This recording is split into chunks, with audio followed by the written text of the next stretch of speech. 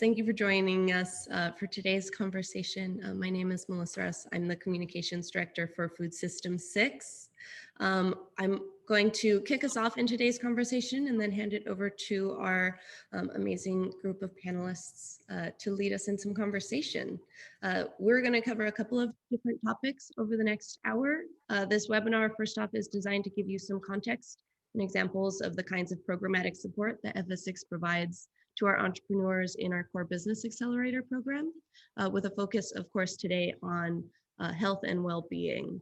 Before we kick off that piece of the conversation, I am going to spend a few minutes providing you with some more information about Food System 6 and our Cohort 7 program, which we just opened applications for earlier this month. After that, I'm handing it over to Food System 6 CEO Cesare Assad, who's going to lead the conversation about the importance of mental health and self-nourishment in startup entrepreneurship. So joining us today are three very exciting panelists from across the FS6 community, each of them representing a different perspective on this topic. We have Rishini John, who's a clinical psychologist, Pam Shalou, she's an executive coach, and James Serlin, who's a startup founder and FS6 entrepreneur. Cesare is going to guide us through about 30 minutes of conversation with these speakers, and then we're going to open the floor to questions from the audience. Each of today's speakers are mentors, coaches, partners, and community members from across FS6. They're here to provide education and support and resources to all of our cohort companies and all of our community. If you are excited about what you are learning today, we recommend you apply to our upcoming program for more like it. So on that note, at the end of the Q&A period today, any attendees who are interested in learning more about the Cohort 7 program, please stick around. We're going to do a little bit of info on the application process as well as answer questions about that. Any attendees who are not applying for Cohort 7 may, of course, hop off at that time. So to kick us off, just a little bit more about Food System 6. For those of you who have not joined an FS6 event in the past, I'll just give a brief overview. Food System 6 is a nonprofit business accelerator designed to support food and agriculture entrepreneurs who are building a more resilient, inclusive, and vibrant food system. We are a systems change organization, so that means that we are looking at impact as a variety of levers that we pull, right? It's more multifaceted than just one metric. So for FS6, we have designed our impact metrics across 4 pillars: healthy people, sustainable ecosystems, vibrant farms, and justice and fairness. We seek to support entrepreneurs who are building across each of these pillars in their business rather than focusing on just one. This year's cohort selection process is focused on identifying and supporting the community leaders that are championing resiliency, diversity, and health within and across their regional influence. Our goal, as always, is to build bridges in order to resource and educate entrepreneurs so they can work together to rebuild our food system. Just a little bit of information on our upcoming program before I hand it over to Cesare. The open call for applicants, as I mentioned, for Cohort 7 went live last week. We are seeking applicants, and stage 1 applications are due on March 5th. Applications are accepted on a rolling basis, so if at any point you are interested in applying, the stage 1 application only takes about 10 minutes, and we recommend you just submit one. We will kick off our program on April 12th, and we will conclude with an innovation forum at the end of June. We'll be working with 6 to 8 companies across all entity types: for-profit, nonprofit, co-op, any entity type we've never heard about. Bring it on. We're interested in learning more about how you are supporting and transforming your communities. So, stick around to learn more if this is of interest to you. And my last plug on this front is that we are also hosting 2 more episodes of this webinar series. Focused on coming up on February 18th, we have a webinar on financial hygiene for investment preparedness. And then on March 4th, we have one on business entity formation and impact. So that's kind of the overview from my front. I think I will hand the mic over now to Cesare to kick us off in this conversation and introduce our speakers. So thank you again all for joining. Excellent. Thank you so much, Melissa. Appreciate you tagging in and helping on the program side. One of our colleague, our program director, Perry, is off with a few new children in the world. So, we're sending her a lot of good vibes, and we can all do that with our time here, which is what we're hopefully going to get into a little bit. How do we resource ourselves? How do we get ourselves to that place and space to not just keep going, but to keep going in a way that actually resonates with our self, to feed ourselves. One of the topics I think that's most important for all of us right now is our own care. We'll obviously get into the meat of things here, but just personally, as a lifetime food worker, entrepreneur, activist, my journey in relationship with self-care and nourishment has been very complicated, and I'm sure many of you can relate to that. I've certainly endured burnout more times than I'd like to admit, and I think that my youth, can no longer get me through that. So I've had to really dig deep. I've had to lean in, look to my community for support, and over time, I've really been learning to care for myself first. And it's difficult. This isn't easy stuff. I think that's a big part of why we're here to learn more together. And part of what has helped me to hold it together is having community, having the privilege of working with people who bring their unique and special gifts, and can give when we need to take, and help us resource ourselves so that we can give for others. So, not to get too much into it, but I think the most helpful part will be to kick over to some of the special and unique beings joining us today, our guests. I think just kind of kicking off to introduction, get the conversation started. I would love to just invite, our three guests to introduce themselves briefly and talk a little bit about the work that they each do. And then just a little about how, mental health comes up in their practice. So I guess, Rishi, would you mind kicking us off with an intro? Sure, thank you so much.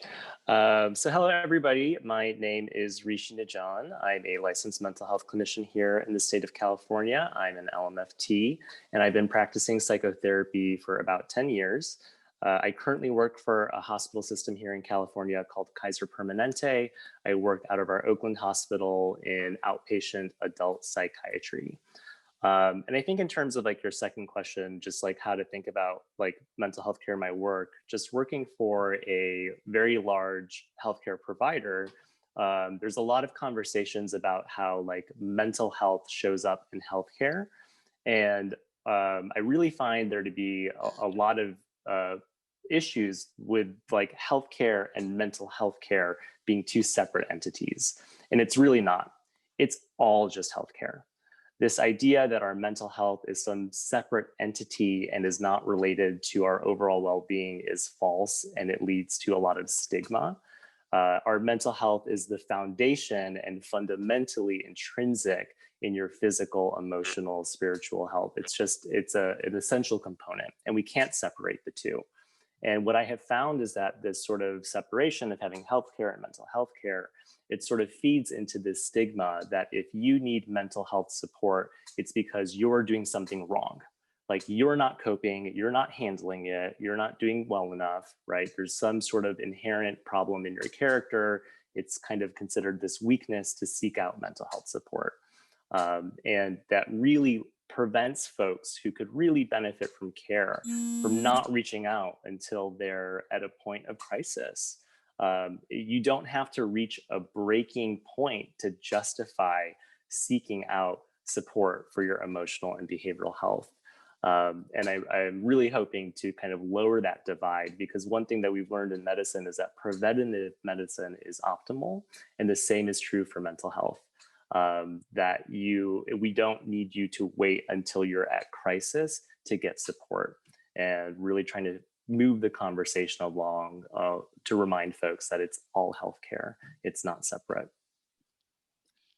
Thanks, Rishi. James, will you tell us a little bit about yourself and how you think about mental health in your practice? Sure, I'd love to. Thank you guys. Hi, I'm James Serlin, CEO and co-founder of Rebel Meat Company. We are a small USDA slaughterhouse and processing facility in Portland, Oregon, or just outside of. And we focus on mental health in a kind of maybe in some looser terms. I think what we've realized this year especially is that there needs to be more of an understanding across the board. Unfortunately, it's not a topic that gets talked about a lot in our industry, and it's definitely a need. And I think mental health, personal health, free time, creative space, all those sorts of things kind of all fold into that. And I think what we've just tried to focus on, and to be honest, COVID has kind of, I think, helped us all start to focus on this a little bit more, is bringing some understanding to the table kind of across the board. There are so many other stressors that are going on outside in the world right now other than work, that we really want to take a stance of understanding with our management, our employees, their families, everyone involved. It's kind of opened the door, I think, a little bit to have a more open conversation. We're a little more lenient on tardiness and people needing to take days off and having to step out for a phone call or any of those things that kind of in the past were looked down upon. Like, no, you can't take a 30-minute break to take a phone call. Like, we've got work to do. We've kind of flipped the script on that a little bit and just have been really open and honest and okay with, like, whatever you need. We're all adults here. No one's taking advantage of anyone. If you're going to be 30 minutes late today because you had to take your friend's kid to childcare, great, good on you. If you need to take a longer lunch break because you've got a phone call or something you need to take care of, sounds good. I think it's just been kind of across the board, really trying to be more understanding and open about all the things that are going on in life. Yeah, that's our focus for now. Thanks, James. I really appreciate that. The stance of understanding. Could all use a little more of that. We could all use a little more. Pam, would you tell us a little bit about your work and how mental health shows up? Definitely. Thank you so much. It's such a joy to be on this panel with my esteemed colleagues here. My name is Pam Shalou, and I'm the CEO and founder of Practical Feed Advisors. And I work with kick-ass women entrepreneurs and visionaries who are learning to better cultivate their intuition, to trust themselves more fully, and to take inspired action from there. I also am a facilitator and convener of brave and sacred spaces that are at the intersection of business, spirit, and well-being. And I've come to this work in the world because I've had the good fortune over the last 25 plus years to work with some of the best CEOs and entrepreneurs across North America. And one of the things that I noticed and see is that when an entrepreneur or CEO buys into this old, what I consider now an old narrative, that we need to grind hard to devalue our own well-being and to just push through to be successful, the toll that it takes, not only on the entrepreneur, but on their business. And so for me, I've made a commitment to ensure that I help entrepreneurs and CEOs remember that the prioritization of their own well-being, their mental health of mind, body, and spirit is actually the tool and the key to the success of their business and for them. And so I think as part of what James has already mentioned and Rishi has brought up, we have to change the narrative. We have to change the story of what it means to be a successful entrepreneur. And we have to change the way in which we approach business from the standpoint of well-being. Thank you, Pam. Well, I can certainly attest to the work that you do, being one of the recipients of the incredible, container that you help each of us create for ourselves. And I think, you're kind of digging into a topic that we could probably talk quite a bit about, but I think this inclination, or I mean, we've seen even a glamorization of it. You know, you see it in the Inc. and the Forbes of the startup burnout culture. And, you know, would love to just hear, you know, from each of you, starting with you, Pam, how we can think more about balancing our to-do list with our self-care, you know, better supporting ourselves with our teams, and sort of how this, say, paradigm shift, changing the narrative, like how does that reflect in the strength and stability of our businesses as well? Right. Well, the way that I look at this is that it begins with us individually.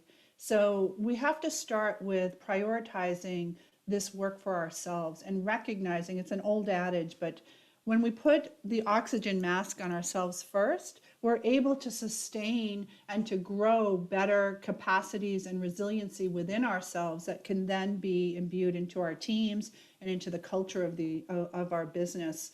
And I think one of the ways that we can flip this on its head is to really show leadership by doing these kinds of practices and considerations as part of the business, as James has already mentioned, like name that we value well-being first.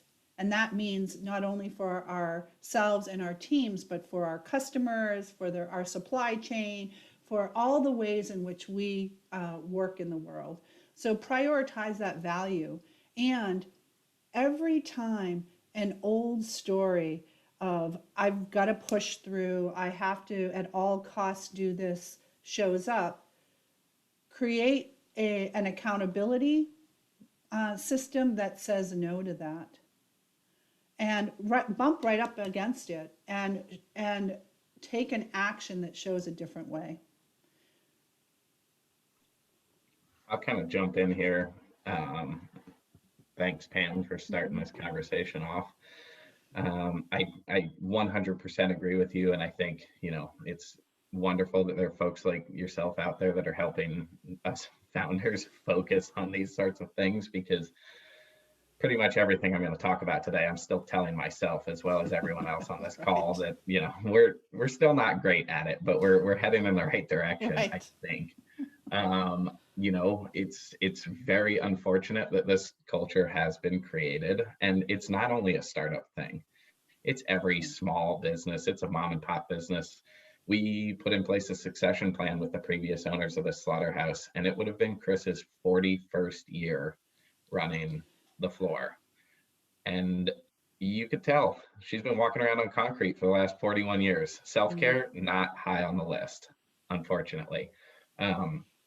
And it's something we're still not that great at, but it is something that we began to focus on. And I think that, you know, we had a conversation a few weeks ago, Cesare, about founders being a finite energy source. And it's absolutely true. There's no way to push and push and push and push and push. It just will not ever happen.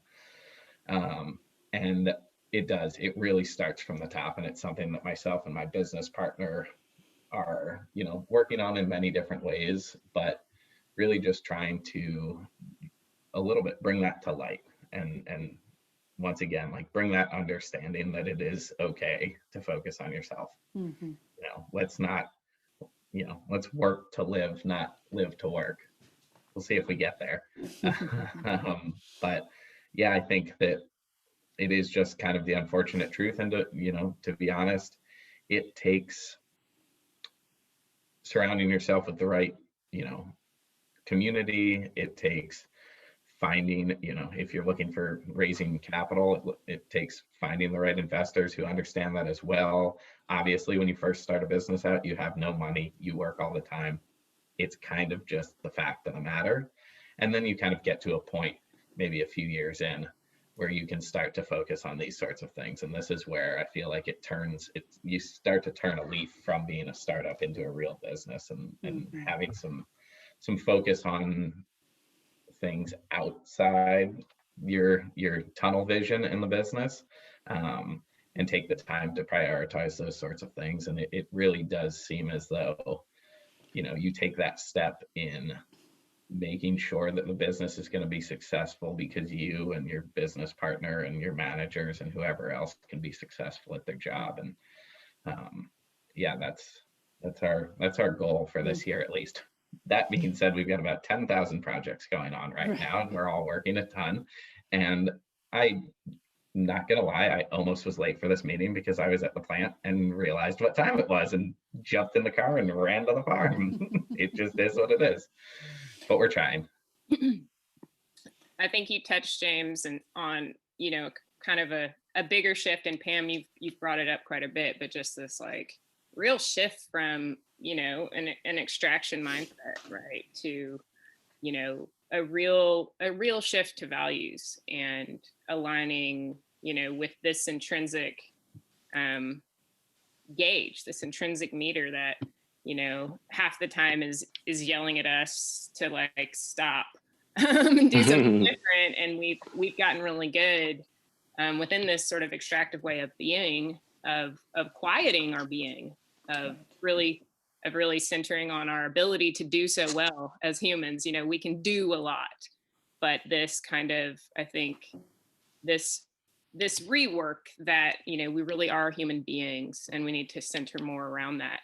And I think, maybe Rishi, you could talk a little bit about this kind of shift, right? The elephant in the room. Like we're all working very differently. Some of us, like James, are not working differently, really still in this essential, difficult and challenging space. But while everything else has, crumbled and changed all around, people are talking about this as a mental health crisis. I think we've been in a crisis for quite a while. But I was wondering if you could talk a little, what are you seeing out in your practice and how are you advising around this sort of greater, I would say, emotional state of the world? How are you advising, people, and what are some of the pieces of wisdom that you're offering as you're seeing this shift? Sure. Thank you. First, I kind of want to speak a little bit to kind of the conversation about that burnout culture, sort of this idea that like, I think a lot of people wear I worked 100 hours this week, like a badge of honor, right? It is something to be proud of. And when I hear that, it's almost like I hear someone say, I drank a handle of Tito's this week. I'm like, ugh, like that's not good, right? So when someone wears that proudly, and I understand, like kind of like James was saying, is that there's objectively so much to be done. So there's like a logic or a rationale that a person can justify working 100 hours. That's hard to argue with. But I like to just remind folks that like, you're not a robot, right? Like you're a human. You're not like you have limits, and that's okay. And we have to create a culture of sustainability, which means sort of caring and refueling and replenishing yourself.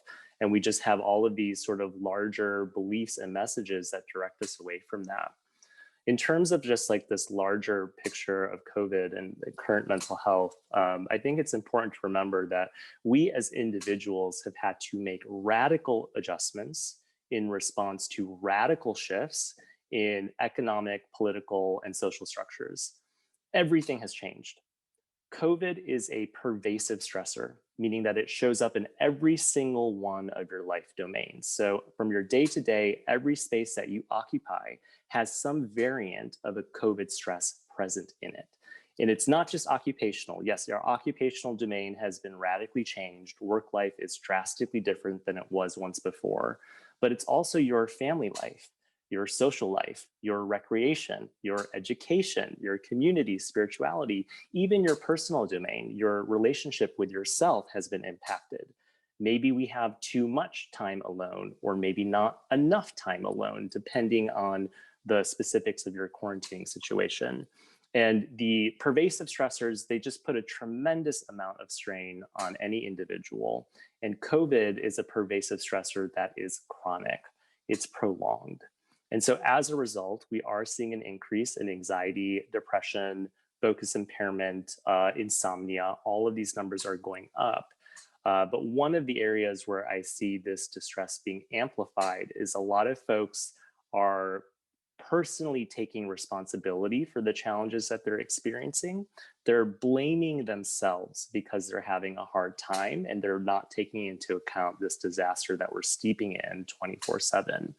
So I find that a lot of personal distress is coming from individuals who believe that they are not doing enough, they're not productive enough, they're not getting enough done, and they're falling short of these personal expectations about how they should be performing or how they should be feeling. So for example, what that might look like is somebody who says, I have so much more time on my hands. Why am I not getting my work projects done? I'm at home all the time. I should have reorganized my garage by now. I always said that I would do that. What's wrong with me, right? Or possibly they're saying, why am I feeling so sad? I should be grateful. There's so many other people that have it worse than me. I shouldn't be complaining. I'm selfish, right? I see some nodding heads, right? Does this sound familiar? Uh, so Pam had actually brought up this concept last week in our prep call, that there's this idea that the shock is over, COVID is old news, so time to move on, adjust, get back to work, get over it. And this is a really harmful narrative that is developing because the pandemic is still happening. It is changing and evolving every day. And the longer it goes on, the deeper we're going into it. So you still have full permission to be impacted by this pandemic, and there is nothing wrong with you. An anecdote that I want to share that kind of exemplifies this: in my clinic, there has been an increase of the ADHD assessments the requests for ADHD assessments have increased by 300% since the pandemic began. People can't focus, and it makes a lot of sense, right? The separation between work and home has essentially dissolved. The external structures that used to support our routines and our habits are no longer there. So people now have to generate internally generated structure, which is objectively just much harder to do. A lot of folks struggle with this. So for anybody on the call today, if you have noticed in yourself that you are having a hard time focusing, staying on task, motivating, following through, well then, congratulations, you are having a natural human response to an extreme environmental condition that we are under. And it's not because you are lazy or you lack discipline or you're worthless or you're not good enough, right? This is not true. You are not flawed because you are having a tough time and you are struggling. And I just find that, I always say this in my practice, that life is going to bring you hard times. It is going to bring you hardships. Yes, life is hard. But when we put guilt and shame on top of those hardships, it becomes suffering. It changes the quality of that distress. It makes it much harder to go through. And I see a lot of folks putting some form of COVID guilt and shame on top of themselves because they're having a tough time.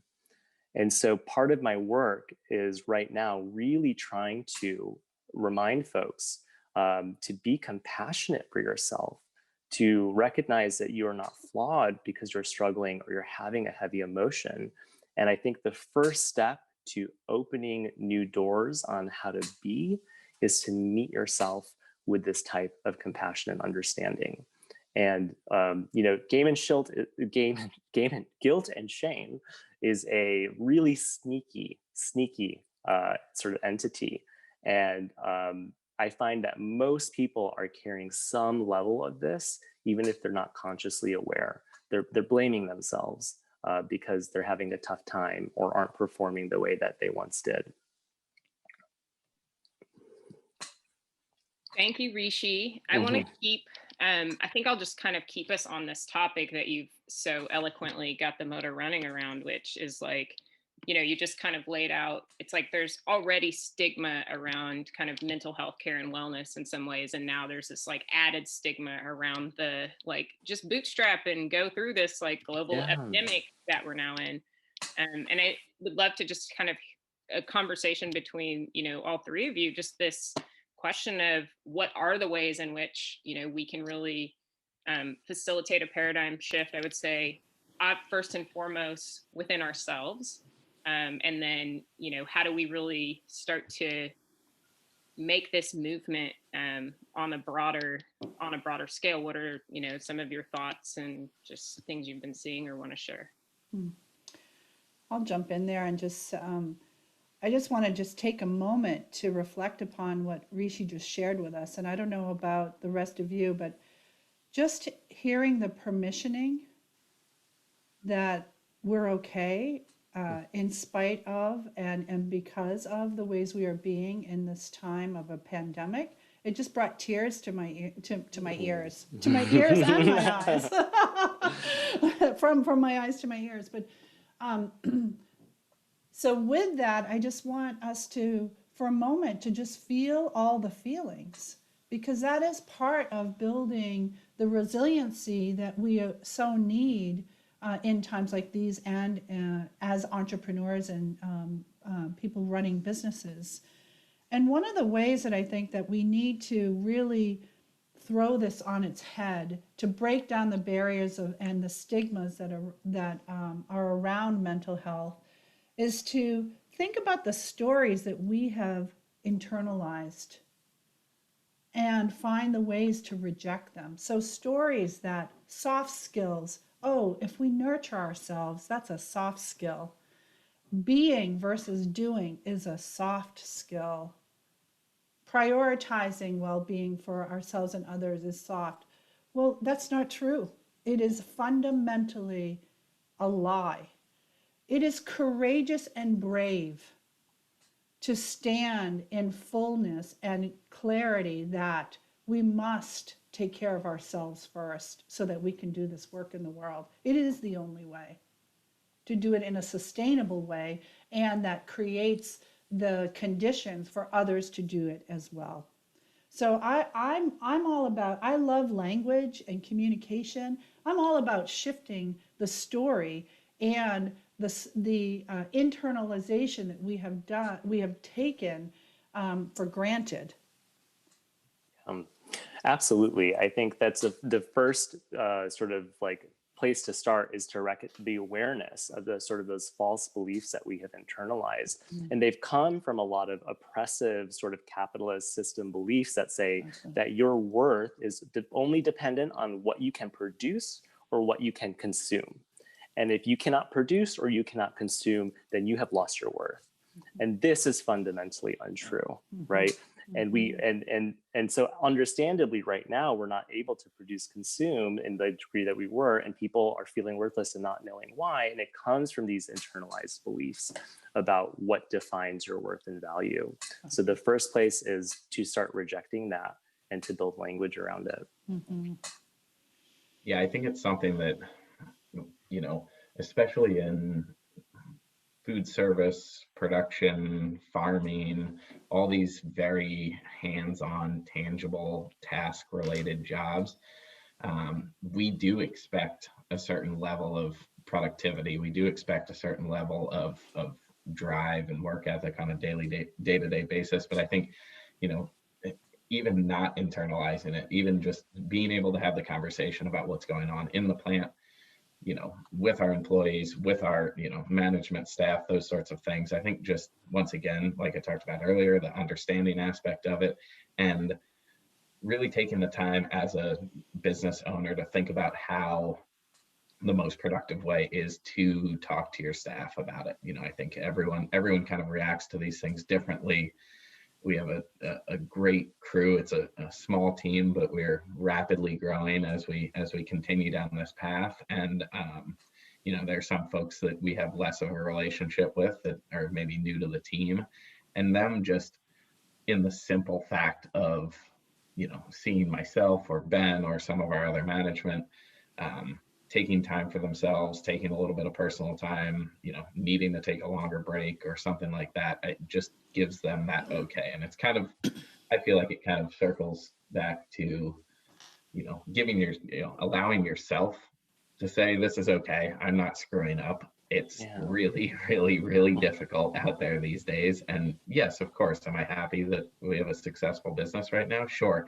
But that doesn't mean I get to add on the stress of that I need to be doing 10,000 things on top of it because I'm so lucky to have this job right now.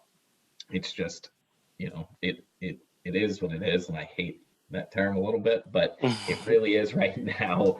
Just let's focus on what we can do, and we try to stay focused on the things that are kind of directly in front of us and not let ourselves kind of divulge into everything, everyone's issues, everyone's problems, this and that and the other thing. I think some of these production jobs kind of help that, because you can just put your head down and focus on the work that's directly in front of you, but you need to be careful that you don't go head over heels into that. And I think, listening to both of you guys kind of speak on this topic has brought at least some thoughts into my mind about how we could kind of take that and transition that into something that would work for us. 90% of our staff is Hispanic, and they show up, they work, they go home, they be with their families, they show up again tomorrow and work, and it's great, it's wonderful. We all want to do the best job we can while we're at work and be really productive, but the just simple fact of that it is okay to not be 110% every day, I think goes a really long way these days. Well, I think that if I can say something also, I don't know if I can say something. You're doing it. And I'm not really sure who's allowed to speak or whatever. Go for it. I think that there's additional dynamics that get added for women and also for people of color when it comes to buckling up and pushing through. In my experience as a Black woman, especially somebody who is working with agriculture, people really just expect me to buckle up and be some kind of a superwoman. And I think that this stereotype of strong Black women prevents people from seeing that I have emotions and that I have a personal life, and that I can't just power through everything because I'm some kind of superhero who can lift things by myself and do everything by myself. And oh yeah, I like waking up at the crack of dawn and doing everything. I think that it can be more difficult for certain types of people to gain empathy and understanding, even when we do talk about it. Yeah, and I'm wondering if there's other women maybe or people of color in this chat that have experienced something similar, or if it's just me here. Well, I'll just jump in and say thank you for naming what is so true and the lived experience that you have, and that so many of us have as women entrepreneurs and those of you as women of color, is that the disservice, the internalized story and narrative that society has created in the oppressive system, that we have to multitask, we have to be superheroes with our capes, that we can do it all so that we can push through and continue to just perpetuate the system, is one of the ways, one of the stories and the narratives we have to debunk. And we have to name it. And that's one of the things, that's what you're doing now, is naming it. And we reject it. No more. We have to have the understanding, and we have to remember that our individual success is built on our interdependence. And when I am well, you are well. When you are not well, I am not well. We have to support each other in that. Because it's I understand that, but I don't think that other people understand that. And it's when I try to explain to people hey, look, I have these other aspects of my life and I have this and that going on with, my mental health or my personal health. And I really need to step back. But why aren't you working faster, work more, produce more? And I'm but I already told you what I needed to tell you, and you're choosing not to understand that. Or people will assume that I'm not doing it because I'm lazy, or I've like had a lot of people just really talk trash to me about like, oh, you don't do enough, you don't care, like you're not taking this seriously enough. And I'm like, I honestly feel like there's a lot of responsibilities that women have that most men don't have. And when I talk to men, they don't recognize, for instance, the domestic burden that COVID has had, or just the domestic burden that exists in general, and how much time that consumes, and the fact that I'll like, not just me, but like most women will always have a domestic burden that is added in on top of other stuff. And they're like, oh, well, why can't you just drink coffee and work all the time? And I'm like, because I have to take care of stuff that if I don't take care of it, it's not going to happen. So it's like, it's like, how do you get people to understand that? Like when you're talking to like investor panels or talking to people you need to network with, most of the time, those are men. And most of the time, they're either white or Asian men. And those are people that are used to like other people handling the domestic burden for them. That's not something that they deal with. Like family life exists, maybe kind of sort of, but it's not something that they have to invest time personally in really. And so it's not really something that they seem to understand or want to understand. I'd love to add to that. Kiara, did I say your name correctly? It's close enough. Okay. Thank you so much for sharing and sharing your experience with us. I can resonate with a lot of what you said, being a woman and being a woman of color in any industry is difficult and challenging. And one thing that I know that I've been trying to figure out and come to is this this figuring out how of we start these conversations, right? Like how do we create containers within our teams and like even in pitch competitions where we can talk about all of these intersections of life experiences, because it's one thing like going to your teammate or going to your boss and being like, I'm not doing well. And then if they can't understand, if there's not a container created or a way that we can all feel safely heard, I've found that it just kind of goes over people's heads most of the time. Like, oh, okay, well, go take a break. But, I feel like there's just more to be dug into. And I'm kind of curious if anyone and you yourself have any feedback as far as how do we create those containers? Like not everyone's communication style is the same. Like some people are more tactile, and like, are there activities or like team activities we can do together to start these conversations in ways that it's actually prompting people to dig deeper rather than just kind of these surface level how are yous? Yes, and thank you both very much. Personally, a lot the topics you're bringing up are topics that personally are resonant with me, that I've battled with my entire life, and still do. And this is a container. And so I just want to appreciate you for speaking up, and intuitively knowing it was time to shift to the conversation to a conversation. And I think that, a part of opening this conversation is so that we can help to listen, hear, and help create this container and be in this work. I mean, I think that's really what this conversation is an invitation to find community and engage in this exact conversation and figure out like what are the things that we can do and develop. There are a lot of I mean, I always, what are the things we can do?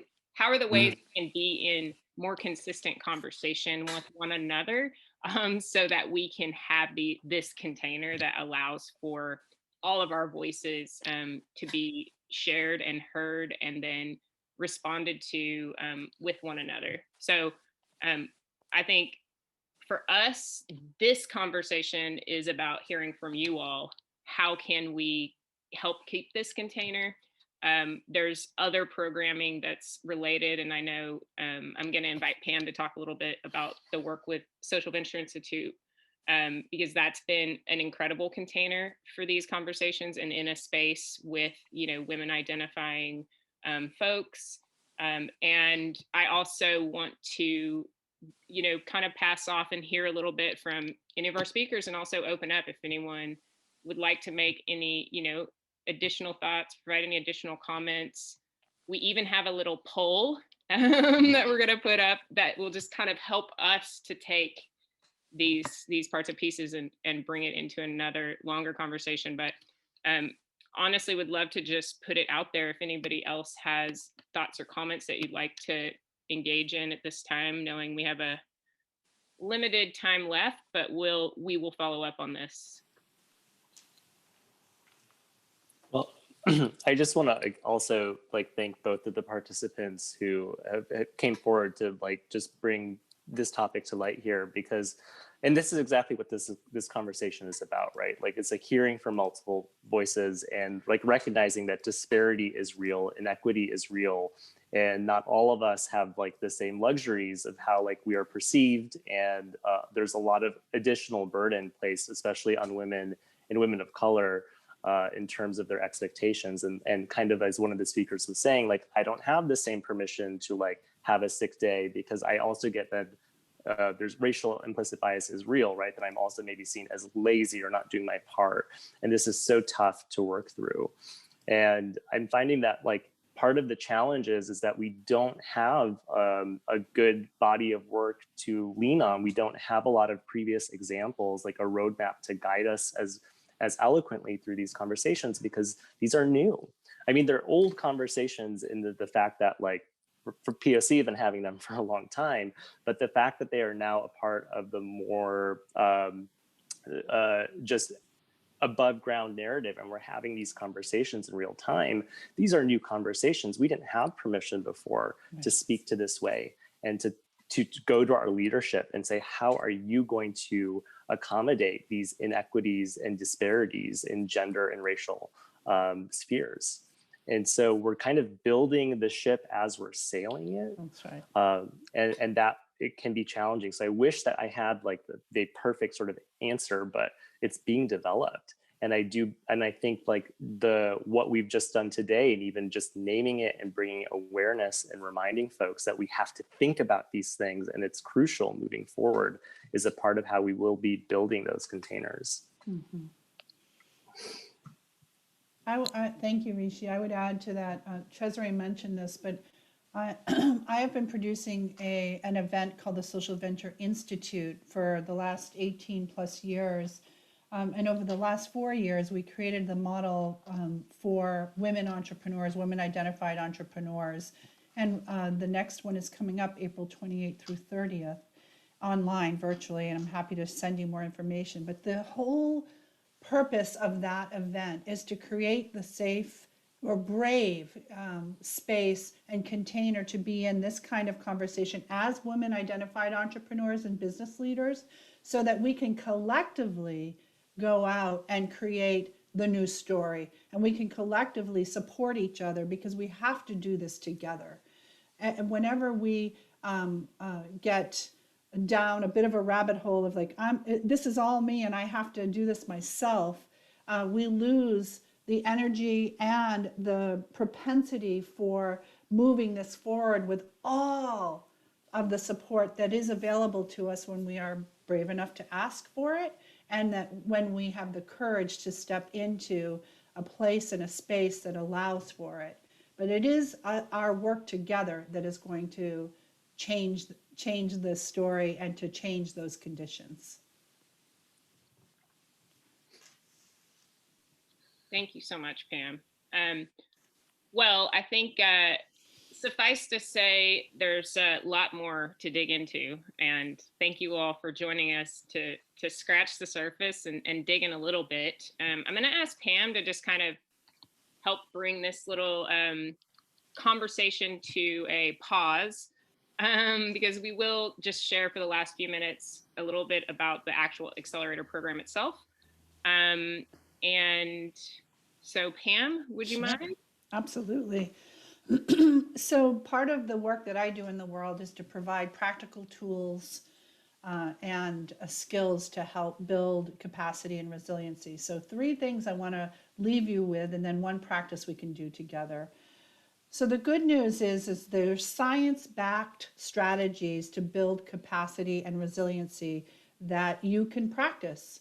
And I'll just briefly mention them. The first is a process called expressive writing, where you actually take a moment each day to write on a topic or a question that you are having, you want to have the ability to dig into.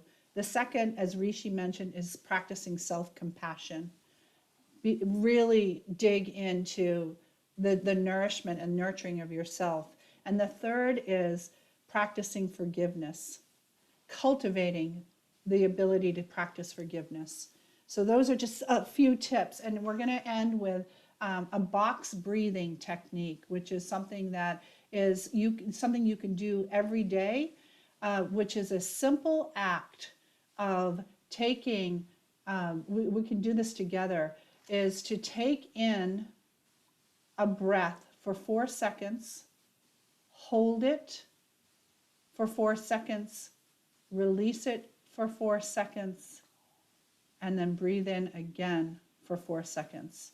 So I know we're running out of time, but let's just do it one time together and I'll walk you through it. So just take this 1 second to sit up straight. And we'll begin by releasing your breath for 4 seconds. Breathe in. 1, 2, 3, 4. Hold. 1, 2, 3, 4. Release. Hold. Breathe in. So this technique called box breathing is actually even used in the military and is science-backed, as well as one way to completely allow your automatic nervous system to calm down and be able to meet the moment. So I hope those tools will help you and give you next steps. Thank you so much, Pam. Thank you, James and Rishi. I only regret that we don't have more time. And in these last 3 minutes, we're going to do a quick shift and talk a little about our upcoming accelerator program. This is obviously a bit of an introduction into a lot of the different folks we work with and the way in which we are thinking about the work. So this gives you a good flavor for the Baskin Robbins, that we are creating at Food System 6. And Melissa, I will kick it off to you. And I apologize for kind of rushing through this at the end, but I do promise that we'll have some follow-up conversations here and take all of this and move it into this container that we've all built together today. So thank you all. Great. Yes. Thank you, Cesare, and all of our speakers and participants. That was great and inspiring. Again, we have just a couple of minutes and personally, I am able to stay on a little bit to answer questions if we don't get to all the questions. But I'm just going to put up back on my screen a little bit of information about our application process. And then I actually just want to open the floor to any questions you have right out the gate. I would say if you have questions about program applications and have not already checked out our Q&A on our website, I highly recommend that you do. We have done our best to be very thorough on that front and we'll address many of kind of the questions that come up in this process, such as, do we accept nonprofits? The answer is yes, we accept all entity types. We are here to support early stage companies, but what that means for you varies depending on your entity type. So, please fill out a stage 1 application if you're not sure if your business is a fit. Again, it only takes about 10 minutes and it really helps us determine the kind of stage gates. And then we can follow up with a more extensive application stage 2 after that. And, you know, the last question that I'm just going to address and then open it up is, you know, we do work specifically with US-based companies or international companies that are making a US market entry in the next, you know, 6 to 12 months. So those are kind of the three big hitters I think that we often get. And so beyond that, I think I just want to open up to you all to rapid fire, just ask us any questions you've got and we will do our best to answer them in this time. What stage do you prefer for-profit entities to be at when they apply? Cesare, I don't know if you want to take that. I mean, generally, I think we say early stage, and again, it means something different for everyone. Generally, from a professional investment perspective, we're looking at seed or pre-seed. But Cesare, if you have any other markers that you want to kind of add to that contextually, we do like to see product in market or very close to being in market, if not that, but generally product in market. Yeah, unless there's a significant barrier to having at least early customers, i.e., you know, there's significant R&D that needs to happen. There's other aspects of the supply chain that are just much more complicated. Then typically having at least early customers is a helpful point for us.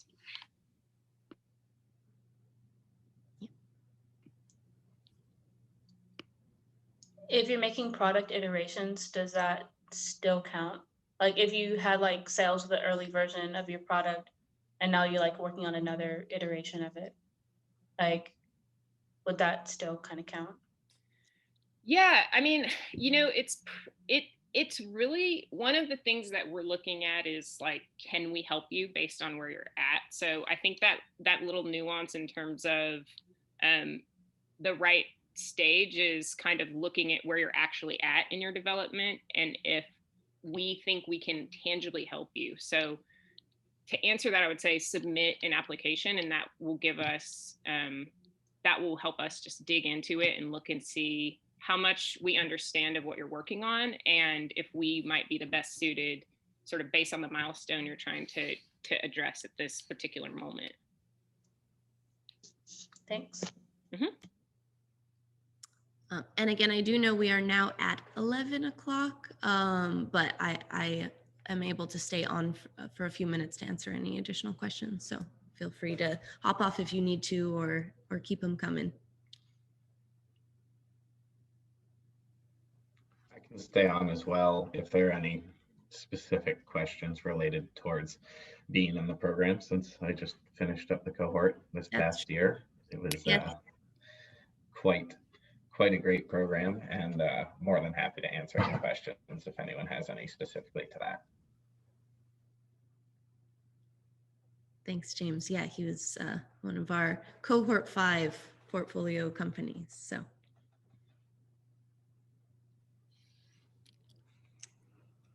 All right.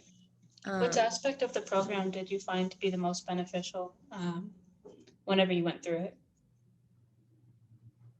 I think honestly, kind of joining in this food system community and having the support not only from Cesare and Melissa and Perry and Peter and Renska, but also kind of, you know, opening my eyes and diving into their deep knowledge of food system, but also their kind of deep group of folks that are interested in that from an investor perspective, sure, but also meeting other companies in the food system space and thinking about partnerships and thinking about, you know, collaborations and things like that, and then also just really, you know, taking the time that you're focused. I know it's hard in a early stage or growing business, but taking the time to actually focus on the work we do in the program, you know, focusing on working on the business instead of in the business, it kind of forces you to do that. And that was very helpful for me.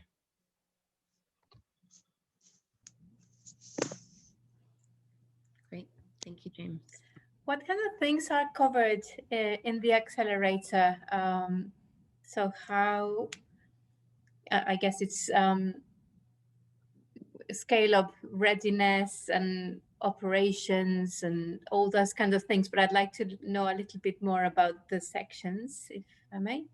Sure. Yeah. So our program is, first and foremost, we have generally a investment readiness and communications focus. So internally with our team, we are supporting you in being able to communicate your impact and your business to any kinds of stakeholders that you need buy-in from, whether it's investors, partners, other stakeholders. So we have that kind of hands-on coaching component. We also are doing other group sessions similar to this 3-part webinar series that are focused on topics that are pertinent or topical and foundational to building any business, right? That help the group. And then we're doing, group work and team building within those opportunities. So you're also connecting with the other entrepreneurs. I would say the rest of the program is designed based on the needs of the specific participants that are joining the program, right? And so we are sourcing mentors from across our community that are specifically focused on bringing expertise to the challenges that you are facing in your business at this time and helping you have those conversations, ask those questions, talk to those people that are really going to be curated specifically to what you're working on. So that's kind of the balance for us, is doing some of those foundational group work pieces and then connecting you with somewhat more customized support from our group of mentors. I have a quick question. For participants that are accepted and finish the program, to be eligible for the $25,000 convertible note, you have to be a corporation. Can you explain why that is? Yes. Go Can I ahead. take that, Melissa? Yeah. Yes. So that particular partnership, and just to say, we're always seeking new partnerships. We have a partnership ongoing with First Course Capital. They're an early stage venture fund. And so the restrictions on the type of investment are just because of the type of investor that they are. Because they are an early stage venture investor, the only real mechanism that they can invest with is a convertible. And in order to receive that equity-based investment, you have to be a corporation. Thank you. Great question, though. And just one of the pieces that we do work on, I think James can talk about this, but, it's like Rebel came in as an LLC. So, we were able to support the process of both kind of transitioning the company itself, which is in and of itself its own, fun set of obstacles and work and legalese. So transitioning the entity and then, being able to take on that sort of first round of investment as really a partnership with an early stage seed fund as part of learning. So it's, some of the parts and pieces that might make a company eligible, we would support them in that process of becoming eligible, i.e. transitioning to a C Corp, if they wanted to move towards a more traditional equity-based fundraise. I'll kind of jump in there. I think after going through this, I was definitely a little confused by all of this coming into the program. But to make it as simple as possible, in order for a fund to invest in a company, the company has to be a corporation. If an angel investor or your friend or your dad or mom or whoever wanted to give you money to start your company, you could be anything. You could be an LLC, you could be an S Corp or a C Corp. So that's why transitioning to a corporation is necessary. On the other side, yes, thank you all. I think we've finally gotten this wrapped up. Thank you all for the help in helping us transition to a C Corp and also, getting us to understand all the little pieces that go into taking on investment. And I think even though this wasn't our first investment, it was our first more legit investment. And having, Food System 6, having a partnership with First Course Capital really lets you be yourself in there. You're not negotiating terms. First Course Capital is looking to do whatever's best for the business itself. And it kind of gets you set up. It buttons up all your little pieces, like having a wire transfer instruction sheet. That's a thing, just in case anyone was wondering. You don't send emails back and forth 12 times and then text someone your wiring instructions. There's a great form that Peter has created, or someone created, that you just fill in all the blanks. And then when an investor says, will you send me your wire transfer instructions, you send them that PDF, and it looks really professional. All those sorts of little bits and pieces to kind of like get yourself set up for when it really means something. And something that I didn't realize, well, I realized at some point through there, the investment is not necessary.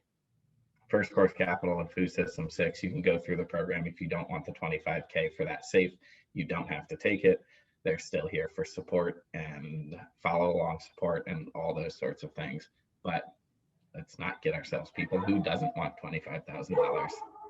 Not me. Thanks. We need it.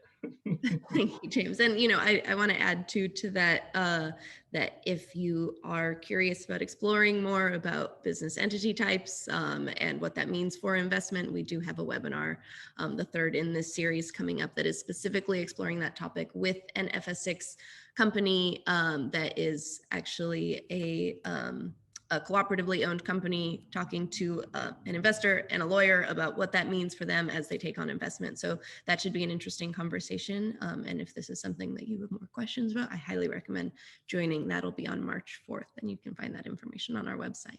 So I think with that, we are 10 minutes over, and so I'm going to wrap up.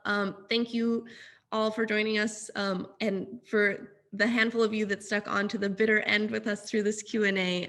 If there are questions that we were not able to get to that you still need to ask, please feel free to email us at fs6@foodsystem6.org. I'm happy to respond that way or to join for later webinars. So thanks everybody. That was great.